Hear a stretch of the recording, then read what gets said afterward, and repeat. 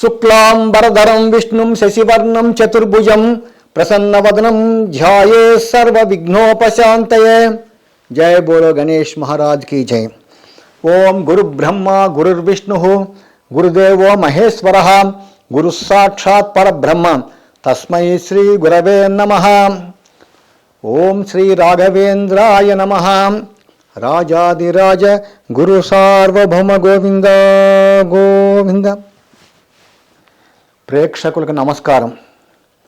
ముందుగా మా గురుదేవులు నాకు జ్యోతిష శాస్త్రాన్ని నేర్పించి ఈరోజు నేను మీ ముందు ఉండటానికి కారణమైన మా గురుదేవులు మరియు మా మావయ్య స్వర్గీయ హనుమంతరావు గారికి శిరస్సు వంచి నమస్కారం చేస్తున్నాను. ఈరోజు ఆంధ్రప్రదేశ్ భవిష్యత్తు మరియు Andhra Pradesh deputy chief minister Shri Pavan Kalyan గారి జాతకం నేను చెప్పదలుచుకున్నాను. ముందుగా ఆంధ్రప్రదేశ్ జాతకం.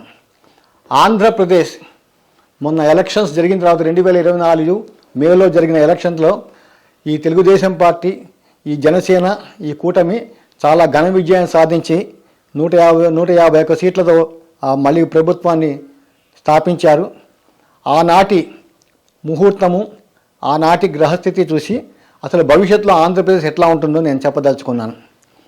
ఆంధ్రప్రదేశ్ ఫార్మేషన్ డే 12 ఆంధ్రప్రదేశ్ మొన్న రెండోసారి చంద్రబాబు నాయుడు గారు తెలుగుదేశం పార్టీ తరఫున రెండోసారి ముఖ్యమంత్రిగా ఆయన ప్రమాణ స్వీకారం చేసిన డేటు 12/6/2024 ఉదయం 11 గంటలకి విజయవాడలో ఈ ముహూర్తంలో తెలుగుదేశం పార్టీ అధికారంలోకి వచ్చింది.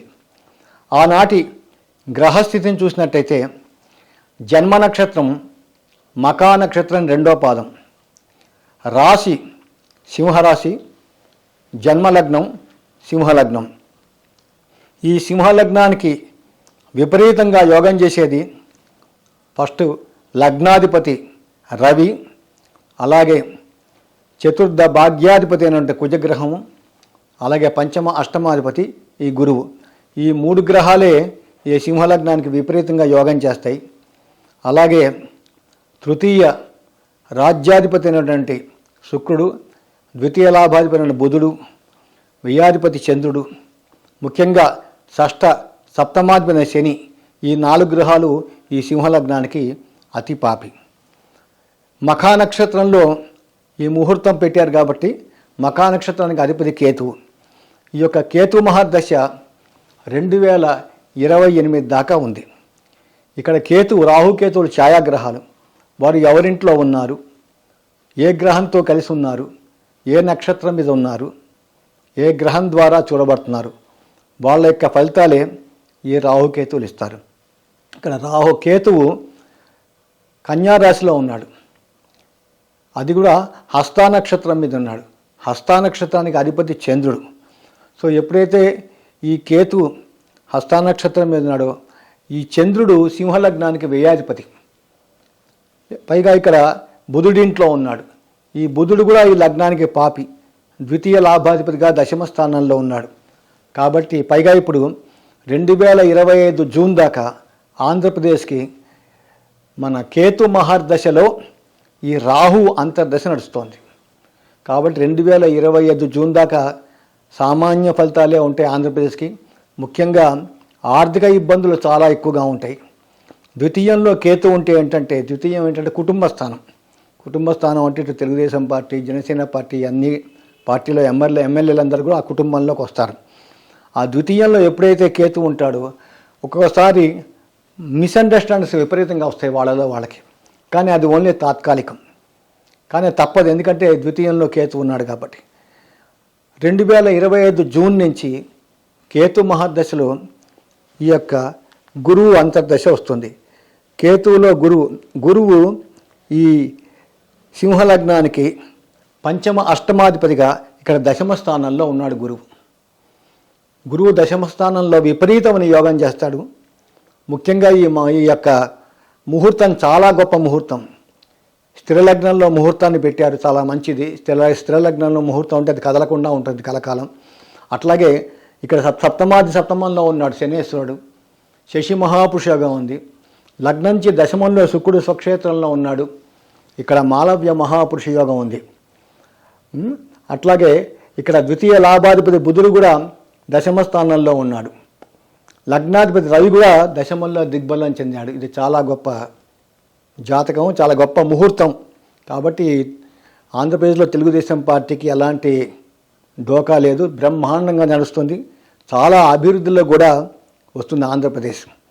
ముఖ్యంగా ఈ 2025 దాకా సామాన్యంగా ఉంటుంది. ఎందుకంటే ఇప్పుడు కేతు మహర్దశలో ఈ రాహు యొక్క అంతర్దశ నడుస్తోంది.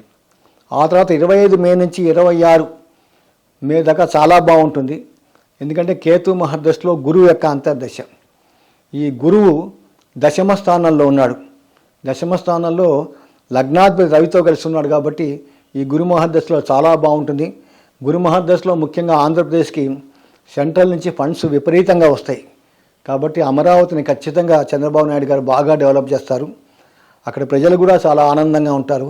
ఇంకా 2025 మే నుంచి 2026 మే మధ్యలో చాలా ఇంకా కొత్త పరిశ్రమలు కూడా చాలా రావడానికి ఆంధ్రప్రదేశ్లో మంచి అవకాశాలు ఉన్నాయి. కారణం ఆ టైంలో చాలా బాగుంటుంది. ఇది 2025 నుంచి 26. అట్లాగే 26 నుంచి 27 కేతు మహర్దశలో ఈ శని అంతర్దశ నడుస్తుంది. కేతు మహర్దశలో శని అంతర్దశ వచ్చినప్పుడు డెఫినెట్గా ఆంధ్రప్రదేశ్లో చాలా ప్రాబ్లమ్స్ వస్తాయి. దానికి కారణం ఏంటంటే శనికేతులు ఇద్దరు కూడా షష్టాష్టకంలో ఉన్నారు. ఒకటి కేతువు ద్వితీయ స్థానాల్లో ఉన్నాడు. 2 శనేశ్వరుడు ఈ యొక్క సింహలగ్నానికి షష్ఠ సప్తమాధిపతిగా అతిపాపి అయి సప్తమ స్థానమైన కుంభరాశిలో మూల త్రికోణంలో ఉన్నాడు. అయితే ఇది 2026 నుంచి 27 మధ్యలో ఈ సెంట్రల్ గవర్నమెంట్తో కూడా విపరీతమైన మిస్అండర్స్టాండింగ్ రావడానికి అవకాశాలు చాలా వరకు ఉన్నాయి. 27 నుంచి 28 మే దాకా, 27 మే నుంచి 28 మే చాలా బాగుంటుంది. ఆ టైంలో కేతు మహర్దశలో ఈ యొక్క బుధుడి యొక్క అంతర్దశ బిగిన్ అవుతుంది. కేతు మహర్దశలో బుధుడి అంతర్దశ చాలా బాగుంటుంది. బుధుడు ద్వితీయ లాభాధిపతిగా దశమ స్థానంలో రవితో కలిసి ఉన్నాడు. కాబట్టి ఈ బుధుడికి ఒక క్వాలిఫికేషన్ ఉంది. బుధుడు ఏ గ్రహంతో కలిసి ఉంటే వాళ్ళ ఫలితాలు ఇస్తాడు. సో అక్కడ బుధుడు గురువుతో కలిసి ఉన్నాడు, రవితో కలిసి ఉన్నాడు, ఈ శుక్రుడితో కలిసి ఉన్నాడు. కాబట్టి ఈ బుధుడి యొక్క అంతర్దశ చాలా బాగుంటుంది. ఈ కేతు మహర్దశలో ఈ బుధుడి యొక్క అంతర్దశతోటి ఇక్కడ కేతు మహర్దశ వెళ్ళిపోతుంది. 2028 నుంచి 2048 దాకా 20 సంవత్సరాలు శుక్ర మహర్దశ వస్తుంది. ముఖ్యంగా 10/6/2028 నుంచి 10/10/2031 దాకా శుక్ర మహర్దశలో ఈ శుక్రుడి యొక్క అంతర్దశ నడుస్తుంది. ఈ శుక్ర మహర్దశలో శుక్రుడి అంతర్దశ, శుక్రుడు సింహలగ్నానికి తృతీయాధిపతి పాపి అయినప్పటికీ కూడా దశమాధిపతిగా ఆయన కేంద్రాధిపతి కాబట్టి ప్రబలమైన రాజ్యస్థానానికి అధిపతి కాబట్టి ఆయన దశమ స్థానంలోనే ఉన్నాడు స్వక్షేత్రంలో.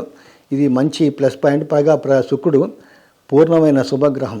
కానీ ఈ నవాంశ చక్రంలో శుక్రుడు కర్కాటక లగ్నమై నీచ స్థితిలో ఉన్నాడు. కాబట్టి ఈ యొక్క శుక్ర మహర్దశలో ఈ శుక్రుడి అంతర్దశ మటుకు సామాన్యమైన ఫలితాలే ఇస్తుంది. మనం ఎంత ఎక్స్పెక్ట్ చేస్తామో అంత ఫలితాలు రావు.